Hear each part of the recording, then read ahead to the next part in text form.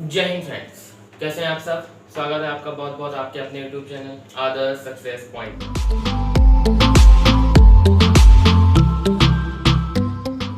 तो दोस्तों, जैसा कि आपने थंबनेल में देखा होगा कि आज का जो हमारा टॉपिक है वो है पोलराइजेशन ऑफ लाइट।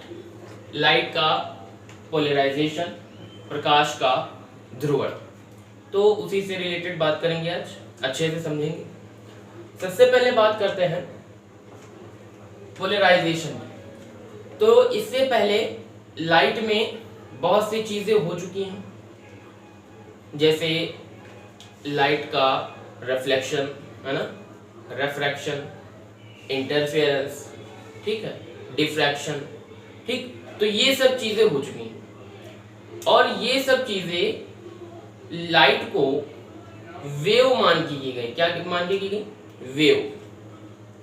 सबसे पहले बात शुरू होती है हाइगेन्स से। कहां से? हाइगेन्स थ्योरी, हाइगेन्स के सिद्धांत से। हाइगेन्स ने कहा कि जो लाइट है आपकी वो वेव है। क्या है? वेव, ठीक। लाइट क्या होती है? वेव के फॉर्म में चलती है और ये वेव जब आगे जिस तरीके से बढ़ती है ना, तो वहां पर क्या होता था कि एक उनके जो आपके पार्टिकल होते थे वो ऑसिलेट करने लगते थे, है ना, कंपन करने लगते थे, और उसी पर एक काल्पनिक पृष्ठ होता था जिसे हम लोग वेव फ्रंट कहते थे। क्या कहते थे? Wave front. और ये वेव जैसे जैसे आगे बढ़ती थी और मीडियम के पार्टिकल से टकराती थी, तो जैसे ही टकराती थी फिर वहां से सेकेंडरी वेवलेट निकलती थी। ये था हाइगेन्स का प्रिंसिपल, और ये प्रिंसिपल किया गया था लाइट को वेव लेके। क्या लेके? वेव लेके। और इन्होंने लाइट को वेव लिया। लेकिन अब बात आती है कि वेव भी दो तरीके की होती है। कितने तरीके की होती है? दो तरीके। तो लाइट की अगर हम बात करेंगे तो लाइट की शुरुआत में वेव को समझना बहुत जरूरी है, ठीक। वेव को समझते हैं। वेव्स आपकी दो तरह की, एक आपकी लॉन्गिट्यूडिनल, एक आपकी ट्रांसवर्स। लॉन्गिट्यूडिनल और ट्रांसवर्स वेव्स दो तरह की। आपको पता है जब भी वेव चलती है, ठीक, मैकेनिकल वेव, जब भी मैकेनिकल वेव चलती है तो वहां पे क्या होता है, उनके जो पार्टिकल होते हैं वो ऑसिलेट करते हैं। क्या करते हैं? ऑसिलेट करते हैं, कंपन करते हैं। और ये पार्टिकल दो तरीके से कंपन करते हैं।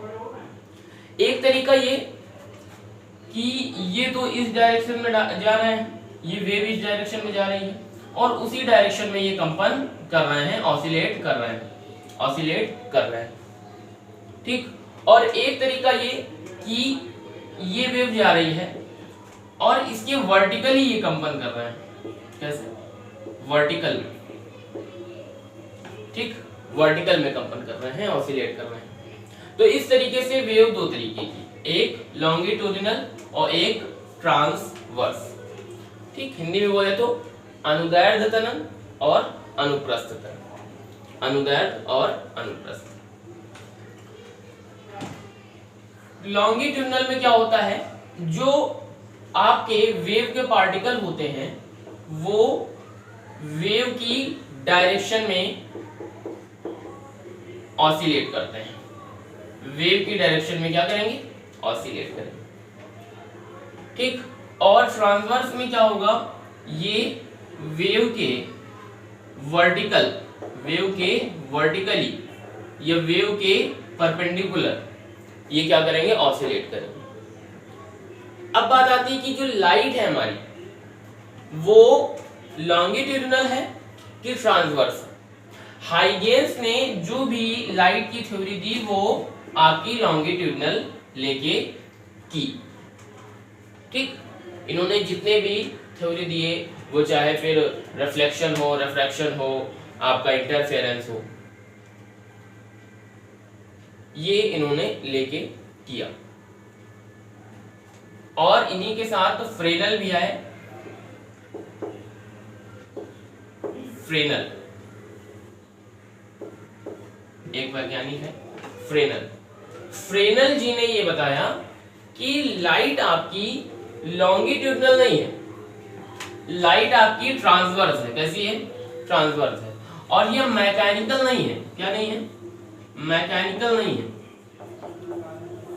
ये आपकी क्या है? इलेक्ट्रोमैग्नेटिक है। क्या है? इलेक्ट्रोमैग्नेटिक। लाइट क्या है? Electromagnetic wave. मैकेनिकल वेव्स को प्रोपेगेट्स करने के लिए, मोशन करने के लिए, चलने के लिए किसकी नीड होती है? मीडियम की नीड होती है। ठीक, फॉर एग्जांपल हमारी वॉइस है, तो वॉइस को आप तक पहुंचने के लिए, या यहाँ जो रूम है यहाँ पे अगर कोई बैठा है तो उसे सुनने के लिए, ठीक है, किसकी नीड होगी? मीडियम की नीड होगी। और वो मीडियम क्या है? एयर है। ठीक, लेकिन जब हाइगेंस ने थ्योरी दी तो कहा भैया हाँ, लाइट को भी चलने के लिए मीडियम की नीड होती है, क्योंकि बात आई, क्योंकि जब वेव है तो वेव को चलने के लिए मीडियम की नीड होती है। तो हाइगेंस ने ये लिया कि ईथर, क्या? ईथर, लाइट को चलने के लिए ईथर की नीड होती है, और ईथर को इन्होंने यूनिवर्सल मीडियम बता दिया। क्या बता दिया? यूनिवर्सल, मतलब ये यूनिवर्स में हर जगह मौजूद है और उसी से लाइट चल रही है। हाइगेंस के 400-500 साल के बाद फ्रेनल आए। फ्रेनल ने ये बताया कि भैया ये मैकेनिकल नहीं है, ये इलेक्ट्रोमैग्नेटिक है। क्या है? इलेक्ट्रोमैग्नेटिक। और इलेक्ट्रोमैग्नेटिक वेव्स को चलने के लिए मीडियम की नीड नहीं होती है। ठीक, तो इस तरीके से हमारी जो लाइट है वो ट्रांसवर्स वेव है। क्या है? ट्रांसवर्स वेव्स, यानी इसमें जो पार्टिकल होते हैं वो क्या होते हैं? आपकी जो वेव की चलने की दिशा है, प्रोपेगेशन की डायरेक्शन है, उसके वर्टिकली मोशन करते हैं। क्या करते हैं? वर्टिकली ऑसिलेट करते हैं। ठीक, ये बात हो गई। जो लाइट इलेक्ट्रोमैग्नेटिक है तो इसमें क्या होते हैं? इलेक्ट्रिक फील्ड वेक्टर होते हैं। क्या होते हैं? Electric field vector. और ये इलेक्ट्रिक फील्ड वेक्टर अलग अलग डायरेक्शन में क्या करते हैं? ऑसिलेट करते हैं। क्या करते हैं? ऑसिलेट करते हैं। फॉर एग्जांपल एक लाइट बल्ब है। क्या है? एक लाइट बल्ब। ठीक, इस तरीके से ये लाइट बल्ब से आपका लाइट निकल रही है, और ये जो लाइट है ये सारी डायरेक्शन में जा रही है, अलग अलग डायरेक्शन में जा रही है। ठीक, अलग अलग डायरेक्शन। तो एक तो ये लाइट होगी, और एक आपका सोडियम लैंप है। सोडियम लैंप, उससे लाइट निकल रही है और वो एक डायरेक्शन में जा रही है।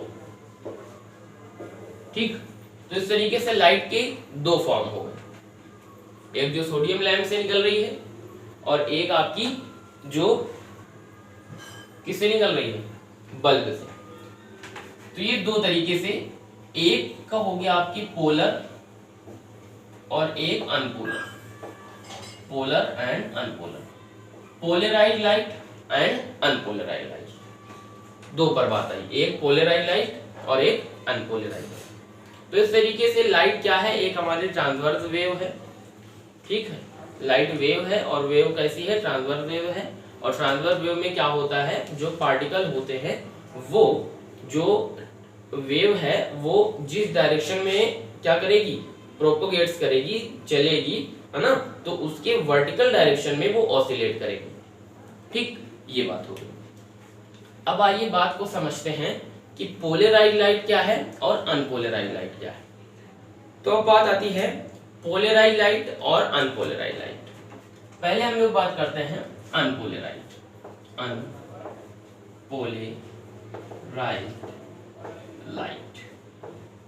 ठीक, इस तरीके से। और इधर बात कर लेते हैं पोलराइज्ड लाइट की। पोलराइज्ड लाइट, अनपोलराइज्ड लाइट क्या है? जो हमारा नॉर्मल लाइट होती है, नॉर्मल प्रकाश होता है, वो अनपोलराइज्ड होता है। क्यों? क्योंकि उसमें जो मीडियम के आपके जो पार्टिकल होते हैं, है ना, जो लाइट के पार्टिकल होते हैं, वो वेव जिस डायरेक्शन में मूव कर रही है, जिस डायरेक्शन में प्रोपेगेट हो रही है, ठीक, उसके क्या होते हैं, वर्टिकली नहीं होते हैं, उसके सभी डायरेक्शन में वो मूव करते हैं। फॉर एग्जांपल हमने अभी आपको बताया कि इलेक्ट्रिक बल्ब है, क्या है, इलेक्ट्रिक बल्ब, ठीक, इस तरीके से। तो ये इलेक्ट्रिक बल्ब,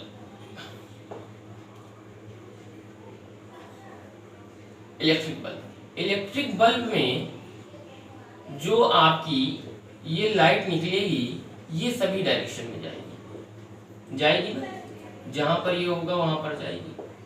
आपका जो फोकस लाइट है कुछ भी है तो वो सभी डायरेक्शन में जाएंगी, जितनी डायरेक्शन यहाँ पे पॉसिबल हो पाएगी, ठीक, इस तरीके से।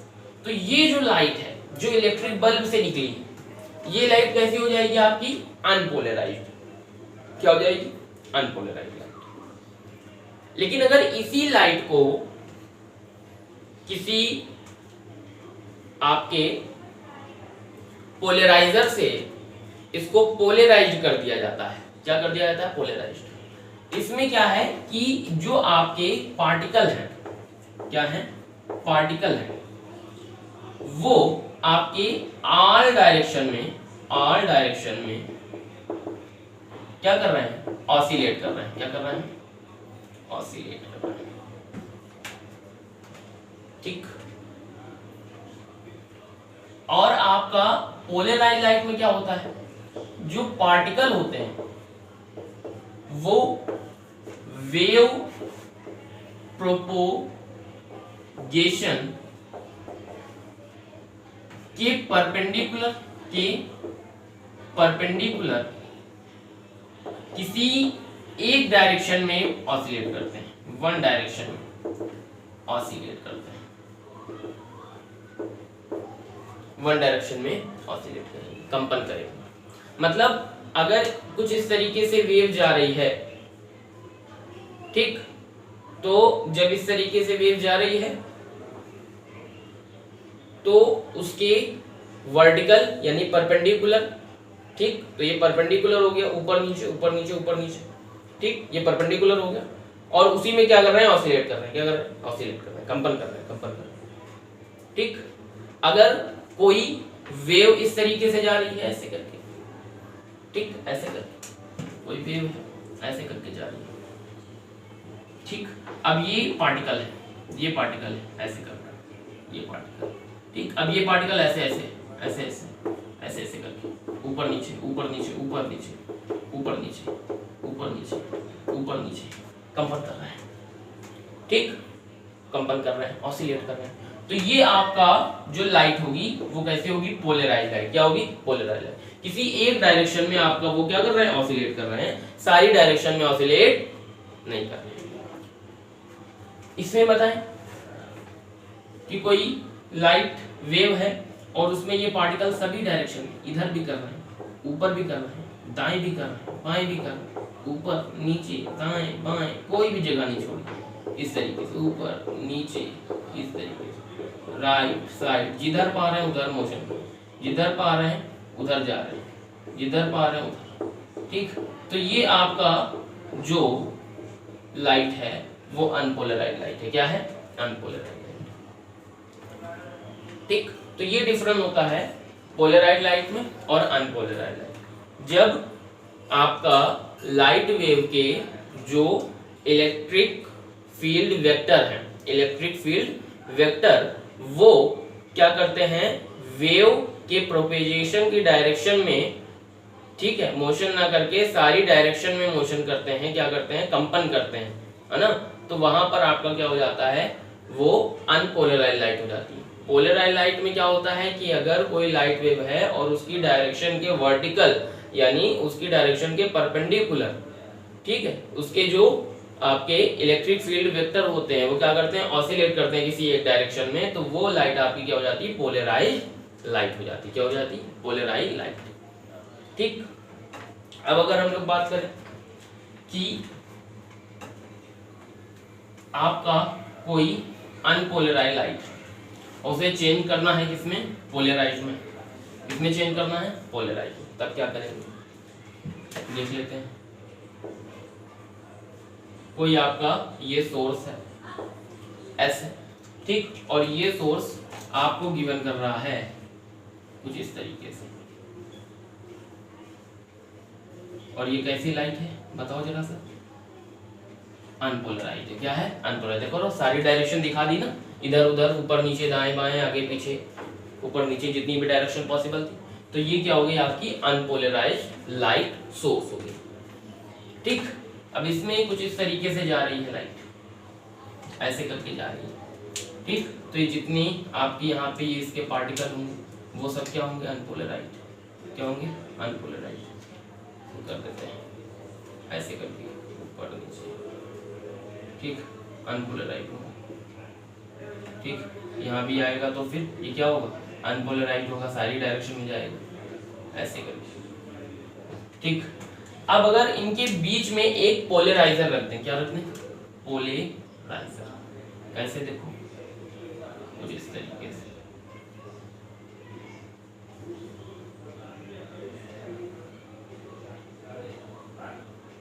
ये हो गया इसके बीच में पोलराइजर, P हो गया, P1। क्या हो गया? पोलराइजर। तो ये पोलराइजर क्या करेगा? ये लाइट को ये क्या कर देगा? पोलराइज कर देगा। क्या कर देगा? पोलराइज। मतलब जो इसके इलेक्ट्रिक फील्ड वेक्टर हैं वो सारी डायरेक्शन में ऑसिलेट कर रहे थे, तो उनको सारी डायरेक्शन में ऑसिलेट ना करा के वो वेव प्रोपगेशन के परपेंडिकुलर किसी एक डायरेक्शन में क्या करवा देगा? ऑसिलेट करवा देगा। क्या करवा देगा? ऑसिलेट। ठीक, तो अब ये अनपोलराइज्ड लाइट से क्या हो गया? अनपोलराइज्ड लाइट से ये क्या हो गया? पोलराइज्ड। क्या हो गया? पोलराइज्ड। और ये जो क्रिस्टल है इसे क्या कहते हैं? टूरमैलिन क्रिस्टल। क्या कहते हैं? टूरमैलिन क्रिस्टल है। क्या है? टूरमैलिन क्रिस्टल। टूरमैलिन क्रिस्टल आपका पोलराइजर का काम करता है, या फिर आपका निकोल प्रिज्म होता है। क्या होता है? Nicol prism. तो निकोल प्रिज्म को भी ले सकते हैं अनपोलराइज्ड लाइट से पोलराइज्ड लाइट आपको फाइंड करने के लिए। अब इसके ये पोलराइज्ड लाइट होगी, लेकिन अब यहाँ पर पोलराइज्ड लाइट के बाद एक और आपका क्या रख दें? पोलराइजर। कुछ इस तरीके से ये P2 हो जाए। क्या हो जाए? P2। तब क्या होगा? तब आपका ये लाइट इसी तरीके से जाएगी और इसकी इंटेंसिटी बढ़ जाएगी। क्या हो जाएगी? इंटेंसिटी इसकी बढ़ जाएगी। और ये भी कैसा रहेगा आपका? पोलराइज्ड। कैसा रहेगा? पोलराइज्ड। तो ये आपका हो गया पोलराइजर। क्या हो गया? पोलराइजर। और ये होगा आपका एनालाइजर। क्या हो गया? एनालाइजर। ठीक, अगर हम लोग क्या करते हैं कि यही लाइट सोर्स है आपका, इस तरीके से अनपोलराइज्ड लाइट दे रहा है, सोर्स S है, ये लाइट जा रही है, ये अनपोलराइज्ड लाइट है, ये अनपोलराइज्ड लाइट है। ठीक, यहाँ पर ये आपका रखा है पोलराइजर। ठीक, कुछ इस तरीके से। तो ये लाइट सोर्स जा रही है, ये हो गया आपका क्या? Polarised light. पोलराइज्ड लाइट ये हो गया आपका P1। ठीक, और ये जो आपका एनालाइजर है P2, एनालाइजर बोलते हैं इसे क्योंकि ये एनालाइज करता है लास्ट में आपकी वेव्स को। तो इसे थोड़ा सा हम घुमा दें। क्या करें? घुमा दें। तब क्या होगा? कुछ इस तरीके से।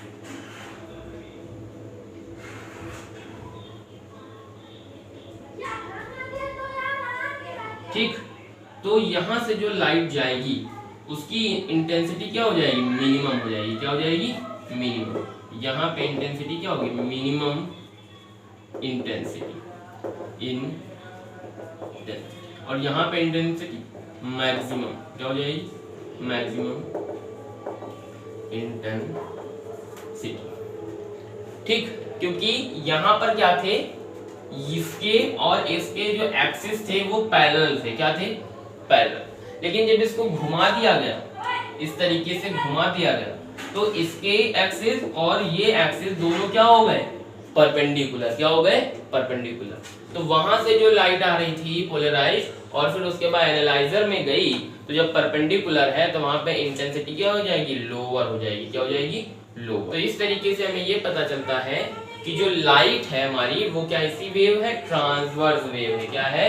ट्रांसवर्स ट्रांसवर्स वेव, ठीक, क्योंकि जैसे ही हमने यहाँ पे दोनों एनालाइजर रखे तो उसके लिए आपकी जो क्या थी, इंटेंसिटी थी, वो मैक्सिमम थी, लेकिन जैसे ही उसको थोड़ा सा घुमा दिया तो इंटेंसिटी क्या हो गई कम हो गई, ठीक। इसको अगर आप चाहें तो घर पे भी कर सकते हैं। फॉर एग्जांपल अगर ट्रांसवर्स वेव के लिए हमें कोई एक्सपेरिमेंट करना है तो हम लोग क्या ले लें, 2 गत्ते ले लें, क्या ले लें, 2 गत्ते, कुछ इस तरीके से ऐसे करके, और इनमें छेद कर दें, क्या कर दें, छेद कर दें, ठीक। 2 गत्ते लें और इनमें छेद कर दें। तो जब इनमें छेद आप कर देंगे और एक डोरी इधर पीछे बांध दें और इस डोरी को अपने हाथ में पकड़ लें और इसके बीच से कुछ इस तरीके से घुमा दें, ठीक। तो जब इस तरीके से डोरी को करेंगे तो वहां पर जो उसका एम्पलीट्यूड है वो बढ़ेगा, क्या होगा, बढ़ेगा। लेकिन जैसे ही हम लोग गत्ते को थोड़ा सा टेढ़ा कर दें, क्या करते हैं यहाँ पे इसको टेढ़ा, तो ये लास्ट वाली जो इंटेंसिटी है वो 0 आएगी। क्या आएगी, 0, मतलब लास्ट में जो डोरी है वो एकदम सीधी जाएगी, वहां पर उसका जो आयाम होगा, जो एम्पलीट्यूड होगा वो 0 हो जाएगा, ठीक। तो ये कैसे हुआ, गत्ते को घुमाने से हुआ। तो यही वहां चीज, ये यहाँ चीज है कि यहाँ पे हमने एनालाइजर को क्या किया, घुमा दिया है, तो इंटेंसिटी मिनिमम हो गई है, मतलब 0 हो गई है, क्या हो गई है, 0 हो गई है, ठीक। तो ये चीज होता है, तो वहां से समझ सकते हैं ट्रांसवर्स वेव है। तो इस तरीके से लाइट हमारी क्या ट्रांसवर्स वेव है, ठीक।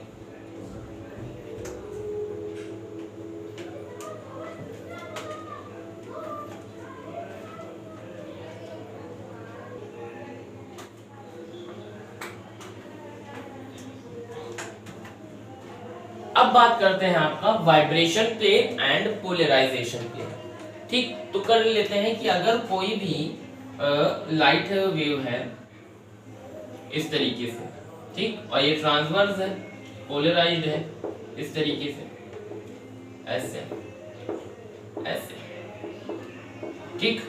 तो जो आपका प्लेन है, कैसा प्लेन, जो इनके जो आपका वेव प्रोपोगेशन की डायरेक्शन में भी है और आपका जो उनके इलेक्ट्रिक फील्ड वेक्टर का ऑसिलेशन है उनकी डायरेक्शन भी है, उसे हम कहेंगे वाइब्रेशन प्लेन। क्या कहेंगे, वाइब्रेशन प्लेन। कुछ इस तरीके से,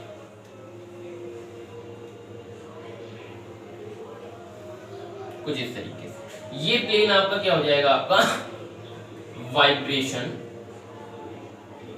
प्लेन, वाइब्रेशन प्लेन, ठीक। अब फॉर एग्जांपल ये बोर्ड ले लीजिए कि इस डायरेक्शन में अगर आपका जो लाइट वेव है वो जा रही है, क्या है, जा रही है, तो ये जो प्लेन होगा इस तरीके से परपेंडिकुलर, ठीक, ये जो प्लेन है यही आपका क्या है, वाइब्रेशन प्लेन है, क्या है, वाइब्रेशन प्लेन। और जो इलेक्ट्रिक फील्ड वेक्टर है वो ऊपर नीचे इस तरीके से ऑसिलेट कर रहे हैं और जो आपका लाइट है वो इस डायरेक्शन में प्रोपोगेट हो रही है, जा रही है, ठीक। बात करते हैं पोलराइजेशन प्लेन की, तो यही लाइट वेव है और यही इलेक्ट्रिक फील्ड वेक्टर है। इस तरीके से ये क्या कर रहे हैं, इस तरीके से ये क्या कर रहे हैं, ऑसिलेट कर रहे हैं, ठीक। तो आपका जो लाइट वेव और लाइट वेव के प्रोपगेशन और आपका जो इसके इलेक्ट्रिक फील्ड वेक्टर है उसके परपेंडिकुलर जो आपका प्लेन होगा वो आपका क्या हो जाएगा, पोलराइजेशन। कैसे करके, ऐसे ऐसे करके, ठीक, ऐसे ये प्लेन कुछ इस तरीके से, जैसे ये आपका लाइट जा रही है तो ऐसे बेड़ा बेड़ा, ठीक, ये चीज, ठीक। अगर आपको हम बुक लेके दिखाएं तो कुछ इस तरीके, ऐसे करके अगर लाइट आपकी इस तरीके से जा रही है, ऐसे करके ये डायरेक्शन में जा रही है इस तरीके से, ठीक। तो ये चीज आपका ये प्लेन जो होगा, ये प्लेन पैरेलल इस तरीके से, ये आपका क्या होगा, पोलराइजेशन, ठीक। और इसी को अगर हम लोग क्या करते हैं, इस तरीके से वर्टिकल कर दें तो ये आपका क्या हो गया, ये आपका क्या हो गया, ये हो गया आपका कौन सा प्लेन, वाइब्रेशन प्लेन, ठीक। तो इस तरीके से दोनों प्लेन,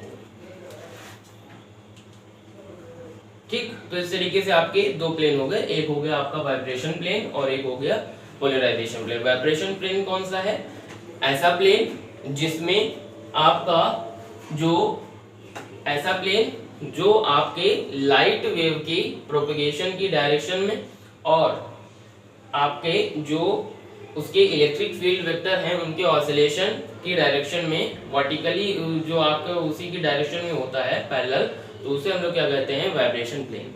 और आपका जो पोलराइजेशन प्लेन वो ऐसा प्लेन जो आपके लाइट प्रोपगेशन के वर्टिकल और आपका जो इलेक्ट्रिक फील्ड वेक्टर है ना, उनकी जो ऑसिलेशन है उनके आपका क्या होता है, वर्टिकल होता है। उसे हम लोग क्या कहते हैं, यहाँ पर कहते हैं पोलराइजेशन प्लेन। क्या कहते हैं, पोलराइजेशन प्लेन, पोलराइजेशन प्लेन। ठीक है, अब आइए बात करते हैं आगे। नेक्स्ट बात करते हैं ब्रूस्टर्स लॉ, बहुत ही इंपॉर्टेंट है। ब्रूस्टर्स लॉ क्या है, ब्रूस्टर ने ये बताया कि जब भी कोई पोलराइज्ड लाइट, अनपोलराइज्ड लाइट, जब भी कोई आपका नॉर्मल लाइट जो होती है, इट मींस अनपोलराइज्ड लाइट, वो किसी आपके सरफेस पे पड़ती है, ट्रांसपेरेंट सरफेस पे, एक मीडियम से दूसरे मीडियम पे जाती है। यहाँ पर बात रिफ्लेक्शन और रिफ्लेक्शन दोनों की हो रही है। ठीक, तो जब वो वहां से परावर्तित या अपवर्तित होती है, रिफ्लेक्टेड या फिर रिफ्रैक्टेड होती है, तो जो आपका लाइट होता है वो प्लेन क्या होता है, प्लेन पोलराइज्ड लाइट होता है। क्या होता है, प्लेन पोलराइज्ड लाइट होता है। और जिस एंगल पर, जिस इंसिडेंस एंगल पर ये लाइट जो होती है वो प्लेन पोलराइज्ड होती है, उस एंगल को क्या कहते हैं, उस एंगल को कहते हैं पोलराइजेशन एंगल। क्या कहते हैं, पोलराइजेशन एंगल। इनका मतलब सीधा सा था कि अगर कोई भी इस तरीके से कोई सरफेस है, ये आपका फर्स्ट मीडियम है और ये आपका सेकंड मीडियम है। सेकंड मीडियम कैसा है, ये ट्रांसपेरेंट है। क्या है, ट्रांसपेरेंट है। ठीक, और कोई भी रे ऑफ लाइट इस तरीके से यहाँ पर आ रही है, और ये रे ऑफ लाइट नॉर्मल है। नॉर्मल का मीनिंग ये हुआ, ये क्या है, अनपोलराइज्ड है। क्या है, अनपोलराइज्ड है। कुछ इस तरीके से ऑल डायरेक्शन में ये क्या हो रही है, इस तरीके से ये जा सकती है, ऑल डायरेक्शन में ये मोशन कर सकती है। ठीक, और जब ये इस तरीके से इंसिडेंट होती है यहाँ पर, तो कुछ इसका पार्ट क्या होता है, इस तरीके से रिफ्लेक्ट हो जाता है। ठीक, और ये आपका प्लेन पोलराइज्ड है। क्या है, प्लेन पोलराइज्ड, ऐसे करके प्लेन पोलराइज्ड। ठीक, और कुछ इस तरीके से रिफ्लेक्टेड हो जाता है, ऐसे करके। ये क्या है, प्लेन पोलराइज्ड। ठीक, प्लेन पोलराइज्ड। ठीक, और इसके सेंटर में हम लोग क्या करते हैं, नॉर्मल ड्रॉ करते हैं। ये हो गया आपका नॉर्मल। ये रे ऑफ लाइट इस तरीके से है, ये इधर चलेगी और ये इधर चलेगी। ये एक्स वाई एक कोई प्लेन होगा, बाउंड्री होगी। तो ये वाला जो पार्ट है आपका नॉर्मल से हम जानते हैं कि इंसिडेंस एंगल हो जाएगा। ठीक, और ये भी आपका आई हो जाएगा। क्या हो जाएगा, आई। इसे आई पी ले लेते हैं, ये भी क्या लेते हैं, आई। मतलब जो आपतन कोण और परावर्तन कोण की जो वैल्यू है वो सेम होती है ना, तो दोनों को क्या ले लेते हैं, आई पी आई पी। और ये वैल्यू कितनी ले लेते हैं, आर ले लेते हैं। कितनी ले लेते हैं, आर। ठीक, एंगल ऑफ ये क्या है, रिफ्लेक्शन। तो जो आपका ब्रूस्टर का नियम है वो ये कहता है कि जिस एंगल ऑफ इंसिडेंस पे ये रे ऑफ लाइट इस पॉइंट ओ पे इंसिडेंस होती है, तो उसके बाद ये जो लाइट है ये कैसा है, प्लेन पोलराइज्ड है। क्या है, प्लेन पोलराइज्ड। लाइट जो आई थी वो थी अनपोलराइज्ड। कैसी थी, अनपोलराइज्ड। लेकिन रिफ्लेक्शन के बाद जो लाइट आपको मिलती है वो प्लेन पोलराइज्ड लाइट मिलती है। और जिस एंगल पर ये लाइट प्लेन पोलराइज्ड होती है उस एंगल को हम लोग क्या कहते हैं, उस एंगल को कहते हैं एंगल ऑफ पोलराइजेशन। तो यहाँ पर आईपी क्या है, एंगल ऑफ पोलराइजेशन। क्या है, पोलराइजेशन। ठीक है, और इसकी वैल्यू क्या होगी, ये होगी mu equal to tan IP। क्या होगी, mu equal to tan IP। यही क्या है आपका ब्रूस्टर का लॉ है। मतलब म्यू क्या है, रिफ्रैक्टिव इंडेक्स है, IP क्या है, एंगल ऑफ पोलराइजेशन है। ठीक, तो अगर इस तरीके से कोई अनपोलराइज्ड लाइट का रिफ्लेक्शन होता है तो उसका जो मीडियम का रिफ्रैक्टिव इंडेक्स होगा वो एंगल ऑफ पोलराइजेशन के tan के इक्वल होगा। क्या होगा, tan के इक्वल होगा। आइए इसका प्रूफ करते हैं। कैसे करेंगे, सबसे पहले हम लोग क्या करेंगे, दो बातें हैं। फिगर इस तरीके से ड्रॉ कर लेंगे, बाकी आपको डिस्क्रिप्शन में PDF मिल जाएगा ना, हर बार की तरह PDF नोट्स आपको मिल जाएंगी। PDF नोट्स जाके हम लोग डाउनलोड कर लेंगे। यहाँ पे लेक्चर समझेंगे सिर्फ ध्यान से। आपका क्या है, हम लोग सबसे पहले बात करेंगे स्नेल्स लॉ से। इससे स्नेल्स लॉ से, स्नेल का लॉ क्या कहता है, sine i upon sine r equal to constant, यही तो कहता है। तो sine i upon sine r equal to constant यानी म्यू हो जाएगा। ठीक, तो साइन आई क्या है, आई पी है, upon sine r equal to mu. ठीक, फिर अगर हम लोग बात करें ब्रूस्टर भाई साहब से, ब्रूस्टर्स लॉ से, ब्रूस्टर भाई साहब क्या कहते हैं कि जो रिफ्रैक्टिव इंडेक्स म्यू होता है वो tan आईपी के इक्वल होता है। ठीक, तो इस तरीके से tan आईपी किसकी इक्वल होगी, sin IP upon sin cos IP, sin upon cos होता है ना, sin IP upon cos IP. Equation number first, equation number second, दोनों को इक्वल करो तो कितना हो जाएगा, sin IP upon cos IP equal to sin IP upon sine r, यही तो हो जाएगा। साइन आईपी से साइन आईपी कैंसिल, तो हो गया sine r equal to cos IP, sign r equal to cos IP. तो अगर हम आर को क्या लिख दें, कॉस साइन है आर, कॉस को क्या लिख दें, साइन 90 माइनस आईपी, तो बुरा तो नहीं, 90 minus theta cos theta. Compare करें r इक्वल टू 90 माइनस आई हो जाएगा।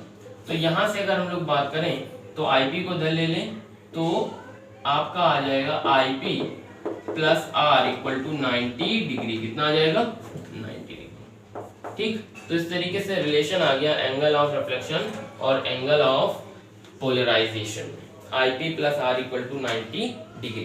तो इस तरीके से आपका जो रे ऑफ इंसिडेंस है और रे ऑफ रिफ्रैक्शन है, ठीक, दोनों क्या हो जाएंगी, आपकी परपेंडिकुलर हो जाएंगी। क्या हो जाएंगी, परपेंडिकुलर हो जाएंगी। ये रिजल्ट निकला आपका किससे, ब्रूस्टर्स लॉ से। कहां से, ब्रूस्टर्स लॉ से। ठीक, तो ये था आपका क्या, ब्रूस्टर्स लॉ।